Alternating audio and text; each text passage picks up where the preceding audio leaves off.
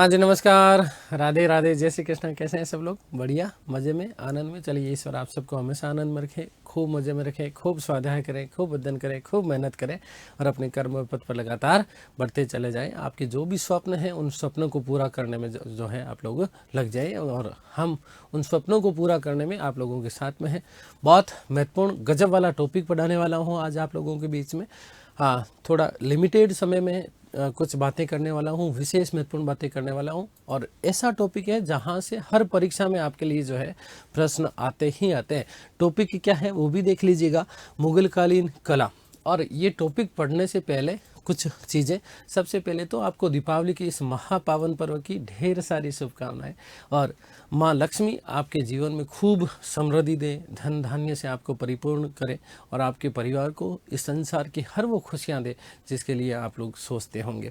और एक विशेष महत्वपूर्ण बात और दोस्तों आप लोगों के सामने देखिएगा, ये दिवाली खुशियों वाली होगी क्योंकि तैयारी होगी सिलेक्शन वाली और उत्कर्ष परिवार इसके लिए आप लोगों के लिए विशेष कुछ चीज़ें लेकर के आया है। देखिएगा, दिवाली का महा धमाका ऑफर। जी हाँ, दिवाली का महा धमाका ऑफर जो कि 10 से लेकर के 15 नवंबर 2023 तक आपका रहने वाला है। देखिएगा, इस बार नहीं चूकना है, चाहे कुछ भी हो जाए। सबसे बड़ी महत्वपूर्ण चीज़ क्या है, देखो आपको हर कोर्स के ऊपर अप टू 90% ऑफ मिलने वाला है, फ्री टेस्ट सीरीज मिलने वाली। और यदि आप ये कोर्स खरीद रहे हैं तो दोस्तों आपको सबसे बड़ी बात क्या, 6 महीने की एक्स्ट्रा वैलिडिटी मिलने वाली। तो भाई साहब, ये महा धमाका नहीं, ट्रिपल महा धमाका ऑफर आपका ये होने वाला है। तो अभी से जुड़ जाइए, लग जाइए आपके सपनों को पूरा करने के लिए। ठीक है, चलिए तो बात करते हैं। अब हमारे आते हैं टॉपिक के ऊपर। चलिए, बहुत शानदार टॉपिक मैं आप लोगों के बीच में लेकर के आया हूँ और जहाँ पर हम लोग चर्चा करने वाले हैं विशेष रूप से मुगल कालीन स्थापत्य की। बहुत शानदार टॉपिक है और कोई भी परीक्षा ऐसी नहीं होती जहाँ पर यहाँ से प्रश्न आपका नहीं आता है। तो बहुत शानदार टॉपिक है मुगल स्थापत्य। मुगल स्थापत्य, चलिए बात करते हैं मुगल स्थापत्य की। तो सबसे पहले तो देखिए, ध्यान रखिएगा, यदि मैं मुगल स्थापत्य की बात करूं दोस्तों तो थोड़ी सी बेसिक आपको जानकारी दे देता हूं। जानकारी के स्रोत क्या है, जानकारी के स्रोत, मुगल स्थापत्य की जानकारी के स्रोत क्या क्या है, तो उसके बारे में मैं बात करूं तो कहाँ से हम लोगों को जो है मुगल कालीन स्थापत्य के बारे में जानकारी मिलती है। तो सबसे पहले देखो, ध्यान रखना दोस्तों, सबसे पहले मैं बात करूं आईने अकबरी। आईने अकबरी जो है, आईने अकबरी में अपने को मुगल कालीन जो है कला संस्कृति स्थापत्य के बारे में जानकारी अपने को देखने को मिल जाती है। इसके अलावा कहीं पर और जानकारी मिलती है क्या? बिल्कुल मिलती है साहब। इतिहासकार पर्सी ब्राउन जो रहे, इन पर्सी ब्राउन ने भी मुगल कालीन स्थापत्य के बारे में क्या दी है, जानकारी दी। और पर्सी ब्राउन की 2 पुस्तकें हैं, बड़ी गजब महत्वपूर्ण पुस्तकें हैं। देखिए, ध्यान रखिएगा कौन कौन सी पुस्तकें हैं। तो 2 पुस्तकें इनकी, एक तो है the Indian architecture, the Indian architecture, the Indian architecture, और एक और शानदार, बेहद शानदार पुस्तक है जिसका नाम है Indian paintings under Mughals. Indian paintings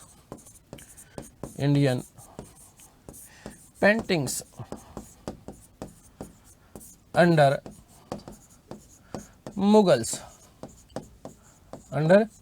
या अंडर मुगल एम्पायर। तो ये विशेष रूप से ध्यान रखना, जानकारी के स्रोत है किस किस के, मुगल स्थापत्य के, जहां पर हम लोग बात करेंगे आईने अकबरी के बारे में। आईने अकबरी में क्या क्या जानकारी मिलती है। पर्सी ब्राउन ने, ध्यान रखना, विशेष रूप से 2 पुस्तकें लिखी, द इंडियन आर्किटेक्चर और the Indian paintings under Mughals या the Indian paintings under Mughal empire. आगे बात समझ के लिए वहीं पर बात ध्यान रखना, पर्सी ब्राउन जो है, पर्सी ब्राउन ने बहुत गजब की महत्वपूर्ण बात कही। किसके लिए? मुगल स्थापत्य के लिए। क्या बात कही? पर्सी ब्राउन ने इसे भारतीय वास्तुकला का ग्रीष्मकाल कहा।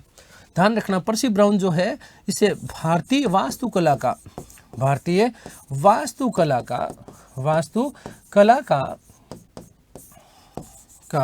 ग्रीष्मकाल क्या कहा है? ग्रीष्म काल कहा। मुगल कालीन स्थापत्य को क्या कहा? भारतीय वास्तुकला का ग्रीष्म काल कहा। और साथ ही साथ व्यक्ति रहे विंसेंट स्मिथ, और इन विंसेंट स्मिथ ने ध्यान रखना इसे कला की रानी कह करके संबोधित किया। विंसेंट स्मिथ की यदि मैं बात करूं, किसकी बात करूं मैं? विंसेंट स्मिथ की बात करूं तो विंसेंट स्मिथ ने कहा कि ये भारतीय स्थापत्य की रानी है। भारतीय स्थापत्य की रानी, भारतीय स्थापत्य की रानी, स्थापत्य की क्या कहा? रानी कहा। किसने कहा? तो ध्यान रखना विंसेंट स्मिथ ने कहा। अगली बात समझ क्लियर है? चलिए मैं सीधे सीधे जहां से सबसे ज्यादा प्रश्न हमारे बनते हैं, और वो प्रश्न बनते हैं विशेष रूप से ध्यान रखना अकबर कालीन स्थापत्य की बात करने वाला हूं मैं डायरेक्ट आपके सामने। तो देखिए बात करता हूं मैं अकबर कालीन स्थापत्य, अकबर कालीन स्थापत्य, अकबर कालीन स्थापत्य। तो अकबर कालीन स्थापत्य की यदि मैं बात करता हूं तो देखो ध्यान देना, विशेष रूप से मैं बात करता हूं अकबर कालीन स्थापत्य तो अकबर के काल में निर्मित प्रथम इमारत है, और वो इमारत कौन सी है? बहुत महत्वपूर्ण प्रश्न है। हुमायूं का मकबरा, हुमायूं का मकबरा, ध्यान रखिएगा बेटा। कौन सा? हुमायूं का मकबरा। विशेष रूप से ध्यान रखिएगा कि दिल्ली में स्थित है। कहां पर स्थित है? दिल्ली में स्थित है। विशेष रूप से ध्यान रखना दिल्ली में है। और विशेष बात क्या कि अकबर कालीन प्रथम इमारत है। अकबर कालीन प्रथम इमारत, प्रथम इमारत है। ध्यान रखना कहां पर है? ये दिल्ली में निर्मित है। और विशेष रूप से ध्यान रखना कि इसके निर्माण में अकबर का कोई सहयोग नहीं है। बहुत शानदार प्रश्न बनता है। निर्माण में अकबर का सहयोग नहीं है, सहयोग नहीं है। ठीक है, बहुत शानदार प्रश्न बन जाता है। क्या प्रश्न बनता है कि अकबरकालीन कौन सी इमारत ऐसी रही जिसके निर्माण में अकबर का कोई सहयोग नहीं रहा? तो हुमायूं का मकबरा। ध्यान रखना। तो इसका निर्माण किसने करवाया साहब?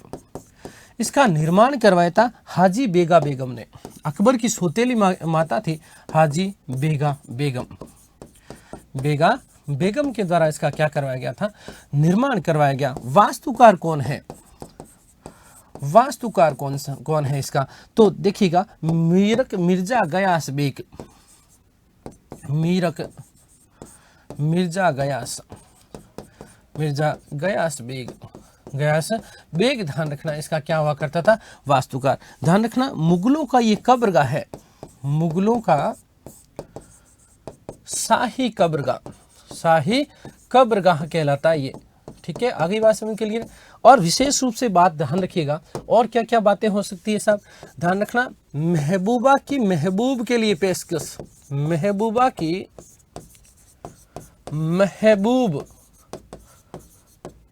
के लिए पेशकश कहलाता है। कौन सा मकबरा कहलाता है? तो ध्यान रखना हुमायूं का मकबरा कहलाता है। और विशेष महत्वपूर्ण बात बता रहा हूं आपको, एकमात्र मुगल कालीन इमारत है जो कि पूरी तरीके से संपूर्ण रूप से चार दीवारी से घिरा हुआ है। चार दीवारी से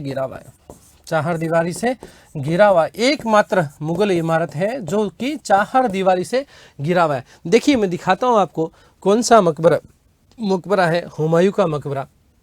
ठीक है, आप लोग देखेंगे इसको तो ये रहा आपके सामने हुमायूं का मकबरा। ठीक है, विशेष रूप से ध्यान रखिएगा, मैं कुछ बातें लिख रहा हूं। हुमायूं का मकबरा है ये।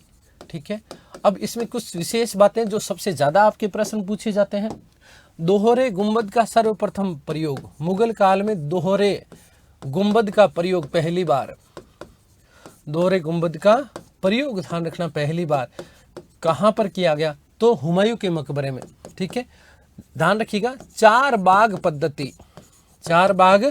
पद्धति का पहली बार प्रयोग,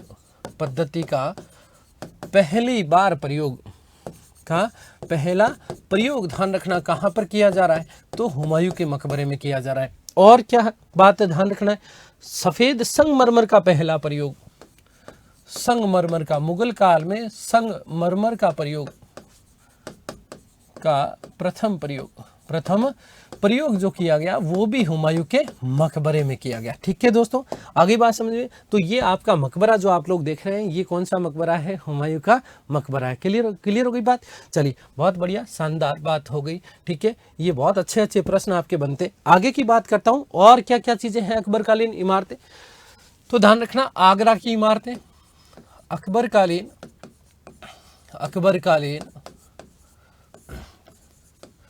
आगरा की इमारतें, आगरा की इमारतें। तो देखो, ध्यान रखना, वस्तुतः यमुना नदी के किनारे, कौन सी नदी के किनारे? यमुना नदी के किनारे 1.5 मील के घेरे में वस्तुतः अकबर ने एक जो है आगरा के किले का क्या करवाया था? निर्माण। तो ध्यान रखिएगा, आगरा का लाल किला, आगरा का लाल किला। इस आगरा के लाल किले का निर्माण किसके द्वारा करवाया गया था? तो अकबर के द्वारा करवाया गया था। ध्यान रखना, इस लाल किले में अकबर ने 500 इमारतों का, कितनी इमारतों का निर्माण करवाया था? 500 इमारतों का निर्माण करवाया था। कितनी इमारतों का? 500 इमारतों का क्या करवाया था? निर्माण करवाया। विशेष बात हो जाएगी दोस्तों, ध्यान रखना, परंतु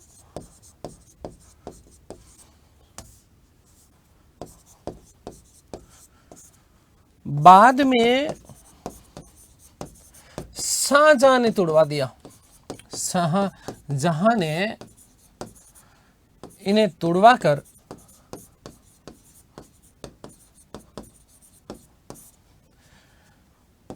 सफेद संगमरमर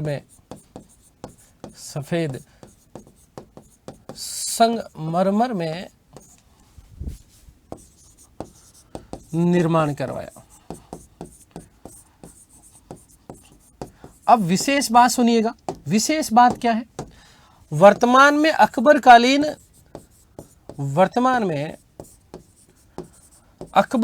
केवल 2 इमारतें हैं यहां पर। अकबरकालीन केवल 2 इमारतें हैं, केवल 2 इमारतें यहां पर आगरा के लाल किले में शेष बची हुई है। वो कौन कौन सी हैं वो भी सुन लीजिएगा। एक तो दोस्तों ध्यान रखना, एक तो है अकबर का महल, अकबर का महल यहां पर बना हुआ है। एक यहां पर ध्यान रखिएगा महल बना हुआ है अकबर के पुत्र जहांगीर का महल, जहांगीर का महल। तो ध्यान रखना, मैं फिर बता रहा हूं कि आगरा का जो लाल किला उसका निर्माण करवाया अकबर ने, वहां पर 500 इमारतों का निर्माण करवाया। शाहजहां ने इनको समस्त इमारतों को तोड़वा दिया और तोड़वाने के बाद में वस्तुतः क्योंकि ये लाल बलुआ पत्थर से बनी हुई थी, तो शाहजहां को सफेद संगमरमर से विशेष लगाव था, इसलिए उसने सारी इमारतें तोड़वा दी थी। अब वर्तमान की बात करें तो वर्तमान में अकबरकालीन केवल 2 इमारतें हैं। कहां पर? आगरा के लाल किले में। बहुत शानदार प्रश्न ये आप लोगों को बन जाता है। एक तो है अकबर का महल, दूसरा है जहांगीर का महल। अब विशेष बात ध्यान रखिएगा, प्रश्न पीएससी बहुत बार इस प्रश्न को पूछता है, निम्न में से कौन सी इमारत फतेहपुर सीकरी में स्थित नहीं है? तो ध्यान रखना, अकबर का महल और जहांगीर का महल, ये दोनों की दोनों इमारतें आपकी कहां पर है? आगरा में है। कहां पर है? आगरा में। अगली बात समझ क्लियर है? तो इस बात का आप लोग विशेष रूप से ध्यान रखें। और विशेष बात मैं बता रहा हूं कि जहांगीर का महल जो है, वो जहांगीर का महल ग्वालियर के राजा मान सिंह के महल, जिसे मान मंदिर के नाम से जाना जाता है, इस मान मंदिर की नकल के ऊपर बनाया गया। ठीक है, तो ये बात आप लोगों को विशेष रूप से ध्यान रखिएगा। ये आगरा के लाल किले की हम लोगों ने बात की। अब सबसे ज्यादा जहां से प्रश्न बनता है वो प्रश्न बनता है, देखिएगा ध्यान रखिएगा, फतेहपुर सीकरी। फतेहपुर सीकरी, फतेहपुर सीकरी की इमारतें, फतेहपुर सीकरी की इमारतें। मैं बात कर रहा हूं दोस्तों अकबरकालीन स्थापत्य की, और उसमें हम लोगों ने सबसे पहले हुमायूं के मकबरे की बात की, फिर हम लोगों ने चर्चा की आगरा की इमारतों की, और अब मैं बात कर रहा हूं फतेहपुर सीकरी की इमारतें। ठीक है, अब विशेष रूप से ध्यान रखिएगा, इस फतेहपुर सीकरी की स्थापना कब हो रही है? पहली बात, स्थापना ध्यान रखिएगा 1569 में, 1569 में ध्यान रखिएगा, सकराय नामक पहाड़ी पर, सकराय नामक पहाड़ी पर इस फतेहपुर सीकरी की क्या की? स्थापना। पहली बात। दूसरी बात क्या है? विशेष बात ध्यान रखिएगा, दूसरी बात क्या है? इस फतेहपुर सीकरी का यदि आपसे पूछ लिया जाए कि साहब वास्तुकार कौन था, फतेहपुर सीकरी का वास्तुकार था मिर्जा बाहुद्दीन, मिर्जा बाहुद्दीन, ठीक है। और इस फतेहपुर सीकरी के निर्माण में 8 वर्ष का समय लग रहा है। कितने वर्ष का समय लग रहा है? 8 वर्ष का समय लग रहा है। अब यहां विशेष रूप से ध्यान रखिएगा कि एक व्यक्ति जिनका नाम है फादर मांसरेट, ये पुर्तगाली व्यक्ति है। फादर मांसरेट की देखरेख में, मांसरेट की देखरेख में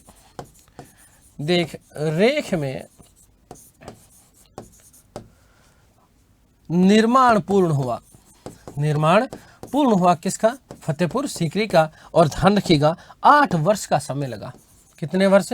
8 वर्ष का क्या लगा था? समय लगा था फतेहपुर सीकरी में, ठीक है। अब विशेष बात कि फतेहपुर सीकरी उस महान व्यक्तित्व की परछाई है जिसका निर्माण उसने करवाया। यह स्टेटमेंट दिया गया, और स्टेटमेंट किसने दिया? फर्ग्यूसन ने, कि फतेहपुर सीकरी उस महान व्यक्तित्व की परछाई है जिसका निर्माण उसके द्वारा करवाया गया। ये स्टेटमेंट दिया किसने दिया? फर्ग्यूसन ने। जबकि इतिहासकार विंसेंट स्मिथ, जिन्होंने मुगलकालीन स्थापत्य को कला की रानी कहा, तो ध्यान रखना विंसेंट स्मिथ कह रहे हैं कि फतेहपुर सीकरी तो पत्थर में ढला हुआ रोमांस है। फतेहपुर सीकरी तो पत्थर में ढला हुआ रोमांस है। ये बात आप लोग विशेष रूप से ध्यान रखिएगा। चलिए, तो मैं बात करता हूं कि फर्ग्यूसन क्या कह रहे हैं। फर्ग्यूसन कह रहे हैं कि फतेहपुर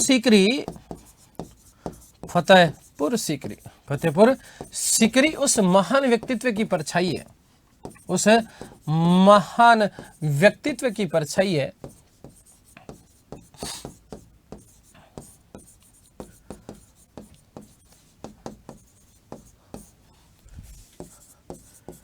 जिसका निर्माण उसने करवाया। मतलब ये बात किसके लिए कही जा रही है? ये बात की जा रही है अकबर के लिए। किसके लिए भाई? निर्माण कौन करवा रहा है? अकबर, ठीक है। तो सीधी सी बात है। वही विंसेंट स्मिथ ध्यान रखिएगा, विंसेंट स्मिथ जो है, विंसेंट स्मिथ ने कहा कि फतेहपुर सीकरी तो पत्थर में ढला रोमांस है। पत्थर में ढला क्या है? पत्थर में ढला हुआ रोमांस है। ये बात किसने कही थी? विंसेंट स्मिथ ने। किसने कही थी? विंसेंट स्मिथ ने कही। आगे बात समझ के लिए बात करता हूं मैं फतेहपुर सीकरी की। तो फतेहपुर सीकरी की इमारतों को हम लोग 4 श्रेणियों में बांट सकते हैं। 4 श्रेणियां हैं इमारतों की, 4 श्रेणियों में इमारतें हैं। अब ये 4 श्रेणियां कौन कौन सी हैं, कैसे इसको हम लोग विभाजित कर सकते हैं, वो भी देख लीजिएगा। सबसे पहले मैं बात करूं तो दोस्तों, विशाल राजप्रासाद बने हुए या विशाल प्रासाद बने हुए, ठीक है। उसके बाद में मैं बात करूं तो निवास भवन बने हुए। नंबर 3 पे मैं बात करूं तो दोस्तों कार्यालय भवन बने हुए। और नंबर 4 पे यहां पर धार्मिक भवन बने हुए, ठीक है। ये फतेहपुर सीकरी में विशेषतः 4 प्रकार की कुल इमारतें अपने को देखने को मिलती है। फतेहपुर सीकरी में कुल 9 दरवाजे हैं। ध्यान रखना, कुल कितने दरवाजे हैं? कुल 9 दरवाजे हैं। अगली बात समझिए, कुल कितने दरवाजे हैं? 9 दरवाजे हैं। अब विशेष बात, मेरे साथ एक बात दोहराइएगा। क्या दोहराएंगे? कि आगरा में दिल्ली को लेके आएंगे, दिल्ली में लाहौर को लाएंगे, और फतेहपुर सीकरी में आगरा को ले जाएंगे। शब्दों पे ध्यान दीजिएगा। आगरा में दिल्ली को लेके आएंगे। आगरा के लाल किले का मुख्य दरवाजा दिल्ली दरवाजा कहलाता है। फिर मैंने कहा दिल्ली में लाहौर को लेके आएंगे, दिल्ली के लाल किले का मुख्य दरवाजा, ध्यान रखिएगा, लाहौर दरवाजा कहलाता है। और फतेहपुर सीकरी में आगरा को लेके आएंगे। इसको स्ट्रिक्ट से याद रखिएगा। फतेहपुर सीकरी का मुख्य दरवाजा आगरा दरवाजा कहलाता है, लेकिन सर्वाधिक दरवाजे जो बने हुए हैं वो फतेहपुर सीकरी में है। अगली बात समझ के लिए। अब यहाँ की प्रमुख इमारतें कौन कौन सी है, पहले तो मैं आपको इमारतें बताता हूँ और फिर उनकी सुंदर सी आपको तस्वीरें दिखाने वाला हूँ। प्रमुख इमारतें कौन कौन सी है फतेहपुर सीकरी में। अभी थोड़ी देर पहले मैंने आपको कहा, मैंने कहा यहाँ से बहुत शानदार प्रश्न बनते हैं। क्या प्रश्न बनते हैं? विशेषतः आरपीएससी बार बार पूछती है, यूपीएससी ने भी इसको बहुत बार पूछा है कि कौन सी इमारत फतेहपुर सीकरी में स्थित नहीं है। देखिएगा इमारतें लिख रहा हूं मैं, सबसे पहले मैं बात कर रहा हूं दीवाने आम। दीवाने आम और क्या इमारत है यहाँ पर? यहाँ पर है दीवाने खास। दीवाने खास, ठीक है। दीवाने आम क्या है तो ध्यान रखिएगा, यहां पर अकबर का दरबार लगा करता था। प्रति गुरुवार जो है, प्रति गुरुवार यहां पर अकबर बैठ करके न्याय करता था। दीवाने खास जो है वो विशेष रूप से ध्यान रखिएगा अकबर का व्यक्तिगत भवन हुआ करता था। 36 गूथे हुए तोड़ेदार जो है वृत्ताकार मंच के ऊपर टिका हुआ था। ध्यान रखना बहुत सुंदर था दीवाने खास, मैं अभी आप लोगों को दिखाने वाला हूं। इसके अलावा क्या है यहाँ पर? यहाँ पर है टकसाल भवन। टकसाल भवन बना हुआ है, ठीक है। यहीं पर ज्योतिष भवन, ज्योतिष भवन बना हुआ है यहाँ पर। और क्या बना हुआ है तो ध्यान रखना यहीं पर हिरन मीनार है दोस्तों, हिरन मीनार। और क्या है यहां पर? अनूप तालाब है, अनूप तालाब है। और क्या है यहां पर? यहां पर देखो ध्यान रखिएगा, यहां पर जोधाबाई का महल है। जोधाबाई का महल, जोधाबाई का महल यहीं पर बना हुआ है, ठीक है। ध्यान रखना फतेहपुर सीकरी का सर्वश्रेष्ठ और सबसे विशाल महल जो है वो जोधाबाई का महल है। गुजरात के कारीगरों के द्वारा इसका निर्माण करवाया गया। हिंदू धार्मिक शैली में इसका निर्माण हुआ है। ध्यान रखना सर्वश्रेष्ठ और सबसे बड़ा महल था, हरम का भाग था। यूपीएससी पूछ चुका है। मरियम का महल, मरियम का महल। अब गजब की बात ध्यान रखिएगा दोस्तों, तुर्की सुल्ताना का महल, तुर्की सुल्ताना का महल। और विशेष बात बताऊं, अभी पीएससी ने जस्ट इसको पूछा था, मुगल स्थापत्य का रत्न या मोती किसे कहा जाता है? तो ध्यान रखना तुर्की सुल्ताना के महल को मुगल स्थापत्य का रत्न या मोती कहा जाता है। और क्या है यहाँ पर? यहाँ पर है दोस्तों बीरबल का महल। किसका महल है? बीरबल का महल, बीरबल का महल, ठीक है। यहीं पर है पंचमहल। अभी आरपीएससी ने आरएस में पूछा था फतेहपुर सीकरी स्थित कौन सी इमारत का बनावट बौद्ध विहार के समान है? तो पंच या फिर ये प्रश्न था कि मुगलकालीन किस इमारत की बनावट जो है बौद्ध विहार के समान है या बौद्ध शैली में निर्मित है? ध्यान रखना पंचमहल। इसके अलावा दोस्तों ध्यान रखना कि अकबर का मकबरा सिकंदरा आगरा में है, वो भी उसकी बनावट भी बौद्ध शैली में है और वो भी बौद्ध विहार के समान बना हुआ है, ठीक है। तो पंचमहल अभी मैं आप लोगों को दिखाने वाला हूं, ठीक है। इसके अलावा यहां पर देखिए ध्यान रखना बुलंद दरवाजा, बुलंद दरवाजा, द गेटवे ऑफ विक्ट्री, ठीक है, या इसी को कहा जाता है भव्यता का द्वार। अकबर की धार्मिक सांप्रदायिकता और धार्मिक सहिष्णुता का प्रतीक है कौन सा मकबरा? कौन सा दरवाजा? बुलंद दरवाजा। यहीं पर ध्यान रखिएगा शेख सलीम चिश्ती का मकबरा है। किसका है? शेख सलीम चिश्ती, सलीम चिश्ती का मकबरा, चिश्ती का मकबरा बना हुआ है। कहीं पर, कहां पर बना हुआ है? तो फतेहपुर सीकरी में है, ठीक है। अगली बात करूं तो ध्यान रखना यहीं पर एक मकबरा है जिसे कहा जाता है इस्लाम खां, इस्लाम खां का मकबरा, इस्लाम खां का मकबरा। वस्तुतः इस इस्लाम खां के मकबरे का जो निर्माण करवाया गया था वो जहांगीर के द्वारा करवाया गया था। एक विशेष बात और ध्यान रखिएगा, शेख सलीम चिश्ती का मकबरा अकबर ने बलुआ लाल पत्थर में इसका निर्माण करवाया था, लेकिन जहांगीर ने उसे तुड़वा करके और इसका निर्माण सफेद संगमरमर में करवाया। ध्यान रखिएगा विशेष बात क्या, मैं यदि बात करता हूं, किसकी बात करता हूं तो मरियम का महल। आपसे बहुत शानदार प्रश्न पूछा जा सकता है कि किस महल में हिंदू देवी देवताओं की प्रतिमा है। और आपसे पूछा जा सकता है कि किस महल में, फतेहपुर सीकरी के किस महल में हनुमान जी को भगवान श्री राम की पूजा करते हुए दिखाया गया? तो ध्यान रखिएगा, मरियम का महल। कौन सा महल है? मरियम का महल है। आगे बात समझ के लिए, तो ये बात आप लोग विशेष रूप से ध्यान रखिएगा। बीरबल का महल, जहां पहली बार इसके छज्जों में कोष्ठक का प्रयोग किया गया। फतेहपुर सीकरी संपूर्ण जो है वो लाल बलुआ पत्थर में निर्मित थी। देखो, शॉर्ट टाइम में बहुत सारी चीजें मैं आप लोगों को देने का प्रयास कर रहा हूं, क्योंकि लगभग 20 से 25 मिनट का अपना ये वीडियो होने वाला है। ठीक है, तो ध्यान रखना, इस्लाम खां का मकबरा भी यहीं पर है। विशेष महत्वपूर्ण बात, जामा मस्जिद, जामा मस्जिद। और इस जामा मस्जिद को विशेष महत्वपूर्ण बात, इतिहासकार फर्ग्यूसन ने पत्थर में रूमानी कथा या पत्थर में रूहानी कथा कहा है। ध्यान रखना, फर्ग्यूसन, कौन? फर्ग्यूसन दोस्तों, ध्यान रखिएगा, फर्ग्यूसन ने इसे पत्थर में रूहानी कथा, पत्थर में रूहानी कथा, पत्थर में रूहानी कथा कहा है। ध्यान रखिएगा, ठीक है। आगे बात समझ क्लियर। और इसे फतेहपुर सीकरी का गौरव कहा जाता है। फतेहपुर सीकरी, फतेहपुर सीकरी का क्या कहा जाता है? गौरव। फतेहपुर सीकरी का क्या कहा जाता है? गौरव कहा जाता है। ध्यान रखिएगा, किसको? जामा मस्जिद को। किसको कहा जाता है? जामा मस्जिद को। बुलंद दरवाजा, ध्यान रखना कि विश्व का सबसे ऊंचा दरवाजा है, 176 फीट है, लगभग 54 मीटर है, विश्व का सबसे ऊंचा दरवाजा है। ध्यान रखना, इस बुलंद दरवाजे का निर्माण गुजरात विजय के उपलक्ष्य में किया गया। असीरगढ़ विजय को भी समर्पित है। असीरगढ़ विजय अकबर की अंतिम विजय थी। उसके बाद 1602 में इसका निर्माण पूर्ण हो गया था।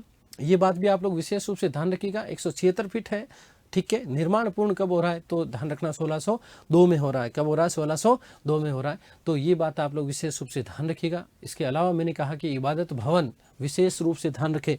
क्या है? इबादत खाना, इबादत खाना, ये भी कहाँ पर है? तो ये भी ध्यान रखना, जो है फतेहपुर सीकरी में। इसका निर्माण 1575 में अकबर के द्वारा करवाया गया था। इसे धर्म संसद के रूप में स्थापित करवाया गया था। धर्म संसद के रूप में क्या करवाया गया था? इसको स्थापित करवाया गया। हालांकि 1578 में इसे सभी धर्मों के लिए खोल दिया गया। और फिर अंततः 1582 में जो है इसमें बहस के ऊपर क्या लगा दी थी? रोक लगा दी थी। आगे बात समझ में क्लियर है? तो विशेष रूप से ध्यान रखना। और क्या क्या है यहाँ पर? यहाँ पर है अनूप दरवाजा, अनूप दरवाजा। ध्यान रखना, फतेहपुर सीकरी में स्थित है, अकबर द्वारा निर्मित। अनूप दरवाजा कहाँ है? अनूप तालाब कहाँ है? तो दोनों के दोनों फतेहपुर सीकरी में 9 महल है। यहाँ पर और क्या है? 9 महल है, 9 महल है। इसके अलावा ध्यान रखना, यहीं पर ख्वाबगाह बना हुआ है। क्या बना हुआ है? ख्वाबगाह बना हुआ है, ठीक है। ये बात ध्यान रखिएगा। तो ये आपकी फतेहपुर सीकरी स्थित इमारतें हो गई अकबर की। इसके अलावा अकबर ने, ध्यान रखिए, अजमेर के मैगजीन दूर का निर्माण करवाया था 1570 में, ठीक है। आगे बात समझ के लिए, अबुल फजल ने एक बात कही थी अकबर को लेकर के कि सम्राट श्याम सुंदर भवनों की योजना बना करके अपने मस्तिष्क एवं हृदय के विचारों को पाषाण एवं मिट्टी के आवरण से जामा पहनाया करता था। बड़ी सुंदर इमारतें बनाई। कुछ इमारतें मैं आप लोगों को दिखा रहा हूँ, देखिएगा। ये आप जो देख रहे हैं, ये आपका पंचमहल है। क्या है? ये आपका पंचमहल है, फतेहपुर सीकरी में स्थित पंचमहल। अभी आरपीएससी ने आरएस में ये प्रश्न आपका पूछा था। इस जो है बौद्ध शैली में निर्मित है ये, ठीक है। अगला देख लीजिएगा, आपका यही पंचमहल का जो आगे का जो भाग है वो पूरा का पूरा इस तरीके से। ये जो तालाब है, ये तालाब आप अनूप तालाब देख रहे हैं, ठीक है। यहाँ पर एक और मंच हुआ करता था जहाँ पर बादशाह जो है बैठा करते थे, ठीक है। क्लियर हो गई बात? इसके अलावा देख लीजिएगा, ये पूरा का पूरा जो है फतेहपुर सीकरी का अंदर का व्यू आप लोग देख रहे होंगे। इस प्रकार से पूरा का पूरा फतेहपुर सीकरी आपका बना हुआ है। सामने आपको पंचमहल फिर से दिखाई दे रहा है, ठीक है। चलिए, तो एक चीज़ और आप देख रहे होंगे कि लाल बलुआ पत्थर से ये पूरा का पूरा निर्मित है। ये आप देखिएगा, ये आपका जो है दरवाज़ा है, कौन सा? बुलंद दरवाज़ा। कौन सा दरवाज़ा? बुलंद दरवाज़ा, ठीक है। आगे बात समझ के लिए, ये दरवाज़ा कौन सा? आपका बुलंद दरवाज़ा है ये, ठीक है। चलिए, और इसके अलावा देखिए, ये जोधाबाई का महल है। कौन सा महल है? ये जोधाबाई का महल है, जो कि फतेहपुर सीकरी का सर्वश्रेष्ठ महल माना जाता है और सबसे बड़ा महल माना जाता है जोधाबाई का महल, ठीक है। हरम का एक भाग था, ठीक है। और इसी को साबिस्तान ए इकबाल के नाम से भी जाना जाता है। ये बात भी आप लोग विशेष रूप से ध्यान रखिएगा, ठीक है। तो ये इस प्रकार से देखिए, बहुत सुंदर है ये फतेहपुर सीकरी। आप इसकी सारी इमारतें जो है वो देख पा रहे होंगे, ठीक है। ये शेख सलीम चिश्ती का मकबरा है, ध्यान रखिएगा। क्या है ये? शेख सलीम चिश्ती का मकबरा। सलीम चिश्ती का मकबरा है। शेख सलीम चिश्ती का मकबरा है। कौन सा है ये? तो ये भी ध्यान रखिएगा। इसका निर्माण वस्तुतः लाल बलुआ पत्थर में करवाया था। इसकी सबसे विशेष बात क्या है, आप सामने देख रहे होंगे, इसकी सुंदर नक्काशीदार जालियां इसकी सबसे प्रमुख बात है। और साथ ही साथ होरिंग बोन छत का इसमें क्या किया गया है, प्रयोग किया गया है। ठीक है, चलिए ये दीवाने आम जहाँ पर दरबार लगा करता था, बड़ा सुंदर सा दृश्य आप लोगों के सामने दिख रहा होगा। ठीक है, दीवाने आम का अंदर का जो है भाग है, यहाँ पर बादशाह अकबर बैठा करते थे और उसके यहाँ इधर मंत्रीगण बैठा करते थे। प्रत्येक गुरुवार को बादशाह अकबर स्वयं यहाँ पर आकर के जो है जनता की फरियाद सुनते थे और जो है यहाँ पर न्याय करते थे। ठीक है, ये वही शेख सलीम चिश्ती का मकबरा है। बड़ा सुंदर सा है, श्वेत सफ़ेद संगमरमर से ये निर्मित है। ठीक है, क्लियर होगी बात। ये पंचमहल है। ठीक है, आप लोगों ने देख ही लिया इस इमारत को। ठीक है, ये जामा मस्जिद है। क्या है? जामा मस्जिद का ये भाग है। ठीक है, आगे बात समझ के लिए जिसे ध्यान रखना, पत्थर में रूहानी कथा और फतेहपुर सीकरी का क्या कहा है, गौरव। जामा मस्जिद है ये, फतेहपुर सीकरी स्थित जामा मस्जिद है। ठीक है, इसके अलावा ध्यान रखना जामा मस्जिद आगरा में भी है और इसके अलावा जामा मस्जिद ध्यान रखिएगा दिल्ली में भी है। इसके अलावा जामा मस्जिद लाहौर में भी है। भारत की सबसे बड़ी जामा मस्जिद है दिल्ली की, जिसका निर्माण शाहजहां के द्वारा करवाया गया था। ठीक है, तो ये मैंने आपको बता ही दिया हुमायूं का मकबरा। तो उम्मीद करता हूँ इस छोटे से समय में जो है मैंने बहुत सारी चीज़ें आप लोगों को देने का प्रयास किया। एक अच्छा सा टॉपिक हम लोगों ने कवर कर लिया इस दौरान, अकबरकालीन स्थापत्य, जहाँ पर हम लोगों ने आगरा से लेकर के जो है विशेष, सॉरी माफ़ कीजिएगा, हुमायूं के मकबरे से लेकर के आगरा की इमारतों की बात करी और फतेहपुर सीकरी की भी बातें करी। महत्वपूर्ण इमारतें मैंने आपको सारी बता दी। इसके अलावा चलिए लास्ट में वापस फिर तो दिवाली का महाधमाका ऑफर 10 से 15 नवंबर तक ये चलने वाला है।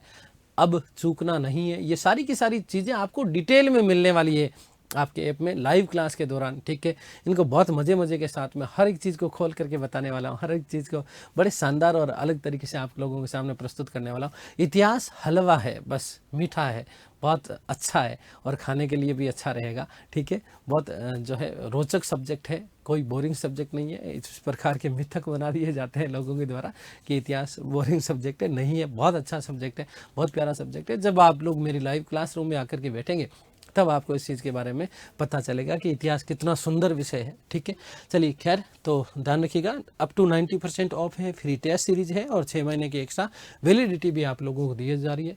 तो इसी प्रकार से आप उत्कर्ष परिवार के साथ में जुड़े रहें, आपका प्रेम और विश्वास हमारे साथ में बना रहे और हम लोग जो है आप लोगों के लिए रात दिन एक करके और आपकी सफलता में एक छोटा सा जो है हमारा सहयोग देने के लिए हमेशा तत्पर रहेंगे। सदैव जो है आप लोगों के साथ में रहेंगे, खड़े रहेंगे, एक बड़े भाई के रूप में, एक गुरु के रूप में।